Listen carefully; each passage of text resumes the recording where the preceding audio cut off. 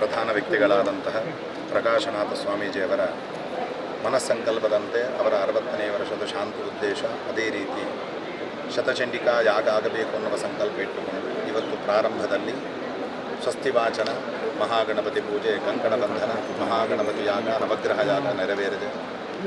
ಸಾಯಂಕಾಲ ಎಲ್ಲ ರಕ್ಷೆಗೋಸ್ಕರ, ಎಲ್ಲ ಶತ್ರು ಪರಾಜಯಾದಿಗಳಿಗೋಸ್ಕರವಾಗಿ ಸುದರ್ಶನ ಯಾಗ, ಅದೇ ರೀತಿಯಾಗಿ ಕೆಲವು ರಕ್ಷಾ ಸುದರ್ಶನ ಹೋಮಗಳನ್ನೆಲ್ಲ ಮಾಡ್ತಾ ಇದ್ದೇವೆ. ನಾಳೆ ಅರ್ಥಾತ್ 2ನೇ ದಿನ ಮಾರ್ಕಂಡೇಯ ಹೋಮ, ಅದೇ ರೀತಿಯಾಗಿ ಆದಿತ್ಯ ಹೃದಯ ಮಂತ್ರ ಹೋಮ, ಇನ್ನೂ ಕೆಲವು ಶಾಸ್ತ್ರಕ್ಕೆ ಅನುಗುಣವಾಗಿರತಕ್ಕ ಅವರ ಆರೋಗ್ಯದ ಉದ್ದೇಶವಾಗಿರತಕ್ಕಂತಹ ಲೋಕ ಕಲ್ಯಾಣಕ್ಕೂ ಎಂಬತಕ್ಕ ಉದ್ದೇಶದಿಂದ ಇನ್ನೂ ಕೆಲವು ಯಾಗಗಳು ಅರ್ಥಾತ್ ನಾಗನ ಆರಾಧನೆ, ನಾಗಮಂಡಲ, ನಾಗತನುದರ್ಪಣ, ನಾಗದರ್ಶನ ಅನ್ನುವ ಸೇವೆಯು ನಾಳೆ ನಡೀತಾ ಇದೆ.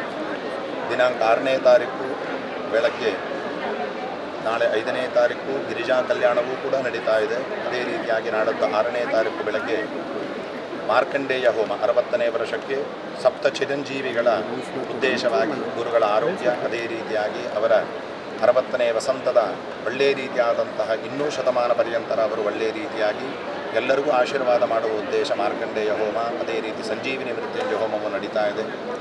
ಮರುದಿನ 7ನೇ ತಾರೀಕು ಶತಚಂಡಿಕಾ ಯಾಗ. ಈ 4 ದಿನಗಳು ಚಂಡಿಕಾ ಪಾರಾಯಣ, ನವಾಕ್ಷರಿ ಮಂತ್ರ ಜಪ, ಶತಚಂಡಿಕಾ ಯಾಗ, ಮಹಾಪೂರ್ಣಾಹುತಿ ಎಲ್ಲವೂ ಕೂಡ ಅವರ ಸಂಕಲ್ಪದಂತೆ ವಿಶೇಷವಾಗಿ ನಾವೆಲ್ಲರೂ ಅಂದುಕೊಳ್ಳದೆ ತಾನಾಗಿಯೇ ಬರುತ್ತಾ ಇರತಕ್ಕ ನಮ್ಮನ್ನೆಲ್ಲರನ್ನು ಆಶೀರ್ವಾದ ಮಾಡುವುದಕ್ಕೆ ಬರುತ್ತಿರುವ ಶ್ರೀ ಶ್ರೀನಿವಾಸ ಕಲ್ಯಾಣ ತಿರುಮಲ ತಿರುಪತಿ ದೇವಸ್ಥಾನ, ಇದರಿಂದನೂ ಕೂಡ 7ನೇ ತಾರೀಕು ಶ್ರೀನಿವಾಸ ಕಲ್ಯಾಣವೂ ನಡೀತಾ ಇದೆ. ಎಲ್ಲ ಕಾರ್ಯಕ್ರಮಗಳು ಕೂಡ ಗುರುಗಳ ಮನಸ್ಸಂಕಲ್ಪದಂತೆ ಲೋಕ ಕಲ್ಯಾಣಕ್ಕೆ, ಅದೇ ರೀತಿಯಾಗಿ ಇನ್ನೂ ಹೆಚ್ಚಿನ ರೀತಿಯಲ್ಲಿ ತಿರುಮಲ ತಿರುಪತಿಯ ಆ ಬಾಂಧವ್ಯ ಗುರುಗಳ ಮೇಲಿರತಕ್ಕಂತಹ ಒಂದು ಒಳ್ಳೆಯ ರೀತಿಯಾದ ಪ್ರೀತಿ ವಿಶ್ವಾಸದಿಂದ 70ಕ್ಕೂ ಹೆಚ್ಚಿನ ಜನ ಪಂಡಿತರು, ಅದೇ ರೀತಿಯಾಗಿ ಅಲ್ಲಿರತಕ್ಕಂತಹ ಆ ವ್ಯವಸ್ಥೆಯ ಸಂಸ್ಥಾಪಕರ ಕೆಲವರೆಲ್ಲರೂ ಕೂಡ ತಿರುಮಲ ತಿರುಪತಿ ದೇವಸ್ಥಾನದಿಂದಲೂ ಬರ್ತಾ ಇದ್ದಾರೆ. ಇನ್ನೂ ಕೆಲವು ದೊಡ್ಡ ದೊಡ್ಡ ಯತಿಗಳು, ಅದೇ ರೀತಿಯಾಗಿ ರಾಜಕಾರಣಿಗಳು, ನಾವು ಯಾರು ಅಂತ ಹೆಸರಿಸುವುದಕ್ಕೂ ಅಷ್ಟು ಜನರನ್ನು ಕೂಡ, ಎಲ್ಲ ಯತಿಗಳನ್ನು ಕೂಡ ಕರೆದು ಹೇಗೆ ಎಲ್ಲ ನದಿಗಳು ಸಮುದ್ರಕ್ಕೆ ಸೇರ್ತಾವೋ ಹಾಗೆ ಎಲ್ಲರೂ ಕೂಡ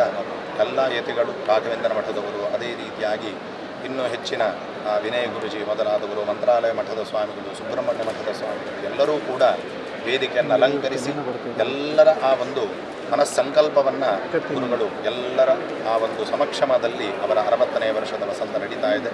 ಎಲ್ಲರೂ ಕೂಡ ಈ ಸಮಾಗಮದಲ್ಲಿ ಅದೇ ರೀತಿಯಾಗಿ ಇದನ್ನು ನೋಡಿದ್ರೆ ಒಂದು ದೇವ ಮಂದಿರದಲ್ಲಿ ನಾವಿದ್ದೇವೆ, ದೇವಾಲಯವೇ ಸ್ವರ್ಗಲೋಕವೇ ಭೂಲೋಕದಲ್ಲಿದೆ ಎನ್ನುವ ರೀತಿಯಲ್ಲಿ ವ್ಯವಸ್ಥೆಯನ್ನು ನಡೆಸಿಕೊಂಡು ಆ ಎಲ್ಲ ಕಾರ್ಯಕ್ರಮಗಳು ಕೂಡ 4ನೇ ತಾರೀಕಿಂದ 7ನೇ ತಾರೀಕುವರೆಗೆ ನಡೀತಾ ಇದೆ. ಈ ಎಲ್ಲ ಕಾರ್ಯಕ್ರಮಗಳಲ್ಲೂ ಕೂಡ ಭಗವದ್ಭಕ್ತರು ಗುರುಗಳ ಆಶೀರ್ವಾದವನ್ನು ಪಡೆಯುವ ಮುಖಾಂತರವಾಗಿ ಎಲ್ಲ ಕಾರ್ಯಕ್ರಮದಲ್ಲೂ ಪಾಲ್ಗೊಳ್ಳಬೇಕಾಗಿದೆ. ಗ್ಯಾರಂಟಿ ನ್ಯೂಸ್, ಸುದ್ದಿ ಖಚಿತ, ನ್ಯಾಯ ನಿಶ್ಚಿತ.